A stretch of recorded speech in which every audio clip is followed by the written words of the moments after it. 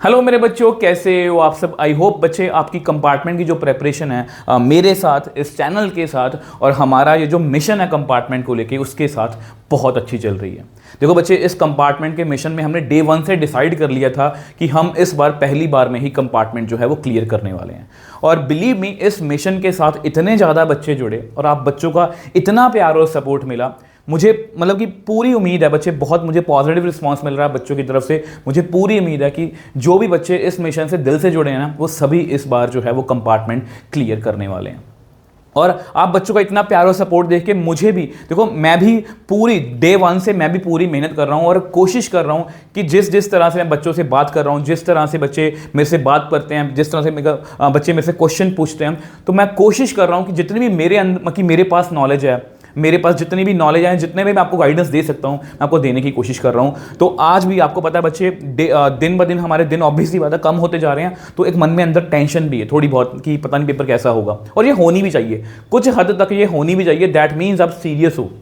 अगर आपके अंदर एक फिक्र है, एक टेंशन है पेपर को लेके, दैट मीन्स आप अपने कंपार्टमेंट के पेपर को लेके जो है वो सीरियस हो।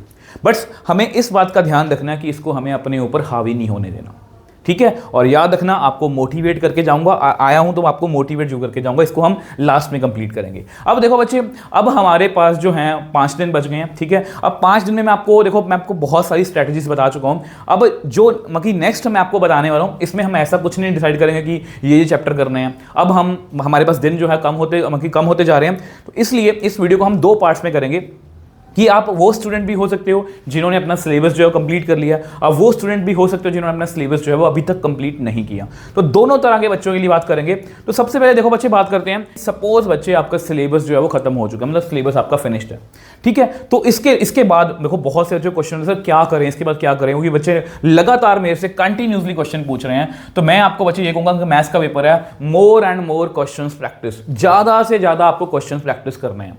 अब इसमें मैं एक बात ऐड भी करना चाहता हूं, इसका मतलब ये नहीं है कि कहीं से भी आप कुछ इजी से 10, 12 या 20, 25, 30 क्वेश्चन कर लो और आप कहो जी ये टॉपिक मेरा तैयार है। ऐसे नहीं करना। मैं हमेशा इस बात में बिलीव करता हूं कि क्वांटिटी ऑफ क्वेश्चंस की बजाय अगर हम क्वालिटी ऑफ क्वेश्चंस की तरफ ध्यान दें, मतलब अगर हम सपोज एक टॉपिक पढ़ रहे हैं, हम रिलेशन फंक्शन में इक्विवेलेंस रिलेशन का टॉपिक पढ़ रहे हैं, और आपने उसमें मान लो 20-30 क्वेश्चन कर लिए एक जैसे, ऑलमोस्ट वो एक जैसे ही थे, उसका कोई फायदा नहीं है। बट अगर आप डिफरेंट 10 तरह के क्वेश्चन ही कर लो, तो आपके 10 तरह के क्वेश्चन बन जाएंगे और 10 तरह से वो कंसेप्ट क्लियर हो जाएगा। मैं इस बात में बिलीव करता हूं, और इसलिए आप क्वेश्चंस कहीं से भी करो, आप मेरे से करने, देखो हमारे चैनल पर क्वेश्चंस की भरमार है, कहीं से ही पढ़ रहे हो यार, आपके क्वेश्चंस में ये 3 चीजें इंक्लूड होनी चाहिए। मतलब उसमें एग्जाम्पलर के क्वेश्चन, उसमें PYQs, उसमें कॉम्पिटेंसी बेस्ड क्वेश्चन होने ही चाहिए। देखो इनके तीनों के बिना बात नहीं बनेगी। कॉम्पिटेंसी बेस्ड क्वेश्चंस आपको पता है कि 50% है, ऑलमोस्ट 50% क्वेश्चन आपके कॉम्पिटेंसी बेस्ड हैं, ठीक है। और एग्जाम्पलर के क्वेश्चन आपको डायरेक्टली मतलब कि पूछे जाते हैं, और PYQ सबसे इंपॉर्टेंट हैं, क्योंकि बच्चे PYQs वो चीज हैं जो आपके अंदर के कॉन्फिडेंस को यहां पर लेके जाता है। कैसे? देखो बच्चे, आपने फिर वही एग्जाम्पल लेता हूं, आपने रिलेशन फंक्शन NCERT से कर लिया, ठीक है, आपको अच्छे से क्लियर हो गया। अब पता क्या है, पेपर में जाने से पहले हमारे अंदर घबराहट होती है, पता नहीं कैसे क्वेश्चंस होंगे। बट वहीं अगर आप PYQs उसके प्रैक्टिस कर लेते हो पहले, जिस तरह से हमने कंपार्टमेंट के जितने भी पेपर हैं 2022, 23 और 24 के लेके, हमने सभी 2 नंबर के, 3 नंबर के, 5 नंबर के क्वेश्चन प्रैक्टिस किए हैं, तो हमें एक आइडिया है कि यस CBSE कंपार्टमेंट के पेपर में कुछ इस तरह से क्वेश्चन पूछता है। तो अगर हमने रिलेशन फंक्शन चैप्टर तैयार किया और हमारे PYQs के रिलेशन फंक्शन के क्वेश्चन बन रहे हैं, तो हमारा कॉन्फिडेंस जो है वो यहां पर पहुंच जाता है। और कॉन्फिडेंस की बात ये बच्चे, अगर कॉन्फिडेंस है ना, तो कुछ क्वेश्चंस जो हमें आधे अधूरे भी आते होते हैं ना पेपर में, वो हो जाते हैं। बस आपको शिद्दत से दिल लगा के पढ़ना है, ठीक है। तो ये और भी बातें करेंगे इसके बारे में। पहले अब इसके बाद बात करेंगे कि सपोज बच्चे आपका सिलेबस जो है अभी तक कंप्लीट नहीं हुआ, वैसे होना चाहिए। चलो मान लेते हैं कि कुछ बच्चे ऐसे होंगे जिनका सिलेबस जो है फिनिश नहीं हुआ, और मैं आपको ये नहीं कहूँगा कि बच्चे अब सिलेबस फिनिश करने बैठो, अब हमारे पास वो टाइम नहीं है। अब हमारे पास जो टाइम है वो उसको हमें इकट्ठा करना है, मतलब इस तरह से हमें मतलब उस टाइम को हमें यूटिलाइज करना है कि जो हमने तैयारी की है। बच्चे आप मतलब कि मैं आपको एक बात तो यहाँ पर ऐड कर ही देता हूँ कि आप, मुझे नहीं पता आप किस लेवल पे हो, मतलब आपने कितने चैप्टर्स तैयार किए हुए हैं, मुझे नहीं पता। अब सिलेबस नॉट फिनिश्ड में बहुत सारे बच्चे आ जाएंगे, हो सकता है किसी बच्चे का एक ही चैप्टर रहता हो, किसी बच्चे के 2 चैप्टर पढ़े हो, किसी के 3 पढ़े हो। मैं उस चीज़ों में नहीं जाऊँगा। मैं आपको एक बात बता देता हूँ कि कम से कम आपको 40 नंबर के मतलब चैप्टर तैयार करने हैं, वो कैलकुलस के हो नॉन कैलकुलस के, मुझे नहीं पता, मतलब आपकी 40 नंबर की तैयारी एटलीस्ट होनी चाहिए। ठीक है। अब बच्चे आपको क्या करना है, आपको अपने दिन में, देखो आपके पास 5 दिन रह गए बच्चे, आपको अपने दिन को जो है 2 शिफ्ट्स में डिवाइड कर लेना है।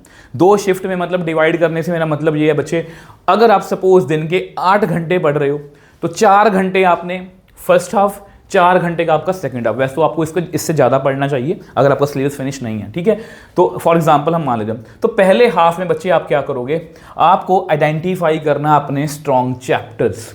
सिर्फ वीडियो को देखना नहीं है, अभी पेज निकालो और लिखो, उस पर लिस्ट बनाओ। और इवन अगर आप शेयर कर सकते हो तो मेरे से टेलीग्राम पर या इंस्टाग्राम पर शेयर करो।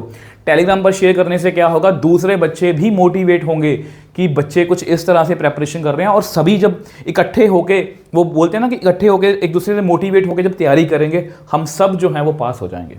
तो स्ट्रॉन्ग चैप्टर्स लिखो अपने, और करना क्या है, उनके क्वेश्चंस प्रैक्टिस करने हैं, उनके क्वेश्चंस प्रैक्टिस करने हैं। आपका क्वेश्चन हो सकता है क्योंकि जो नॉर्मल मेरे पास जो क्वेश्चन आता है, सर हमने इतनी तैयारी कर ली है, क्वेश्चंस कैसे प्रैक्टिस करें। अब बच्चे आपके पास ऐसा करते हैं, इसको बाद में डिस्कस करते हैं, अभी इसको बाद में बताऊंगा। ठीक है, क्वेश्चन कैसे प्रैक्टिस करें वो बाद में बताऊंगा।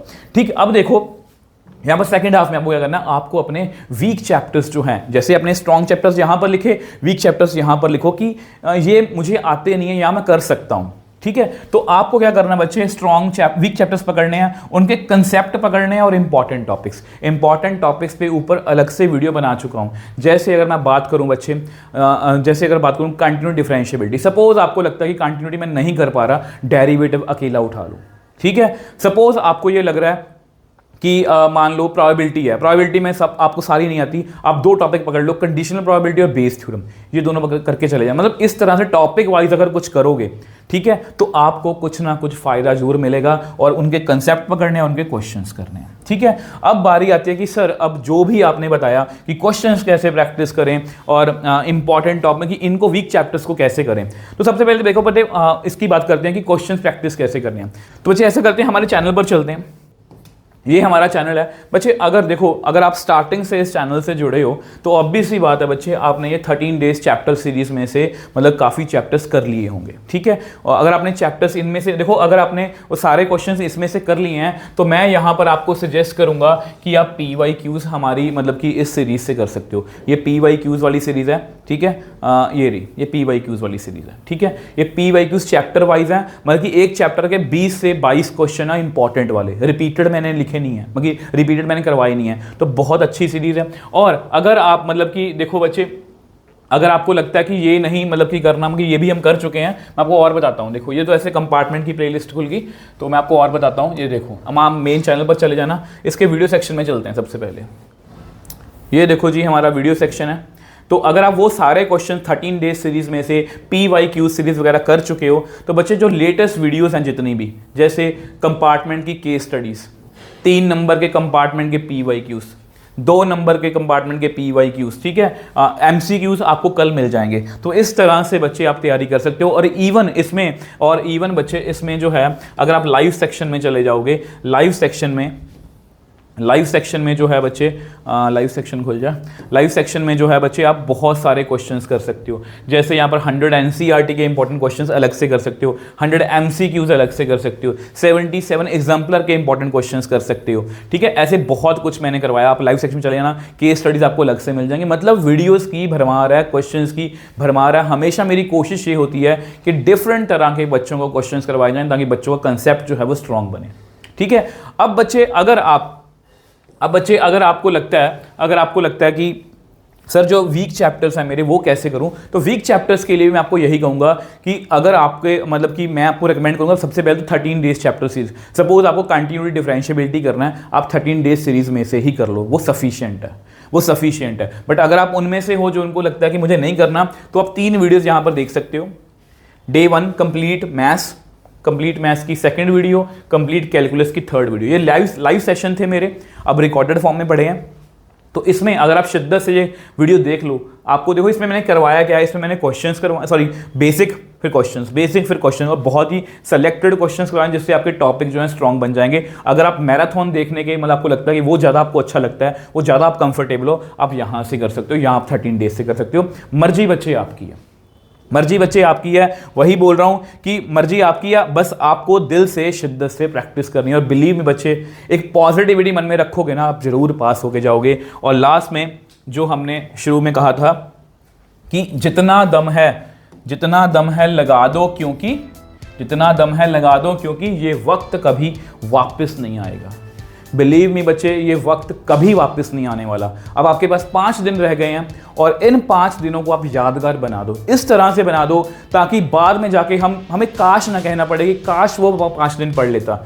ये सोचो कि इस तरह से मुझे मेहनत करनी है ताकि बाद में जाके मैं याद रखूं कि एक बार लाइफ में मैं गिरा था, बट उन 5 दिनों में मैंने इतनी मेहनत की कि मैंने सिर्फ कंपार्टमेंट पास नहीं, मैंने कंपार्टमेंट में बहुत अच्छे नंबर लिए। इससे आपको एक लाइफ लेसन मिलेगा कि यस, अगर लाइफ में कभी गिरे हैं तो गिर के उठना कैसे है, और उठ के मतलब कि दूसरों को परफॉर्म कैसे करके दिखाना है। दूसरों को छोड़ो यार, खुद को, आपके अंदर खुद एक गिल्ट नहीं होगी, अगर मैं गिरा भी था तो अपने दम पर उठाऊं। तो इसी पॉजिटिविटी के साथ बच्चे मैं आपको छोड़ के जा रहा हूं। आई होप आप सभी मेरी इंटेंशंस भी समझोगे और इस मिशन को हम सब मिल के जो है वो कामयाब या सक्सेसफुल बनाएंगे। तो मिलेंगे नेक्स्ट वीडियो में। बाय बाय मेरे टॉपर्स।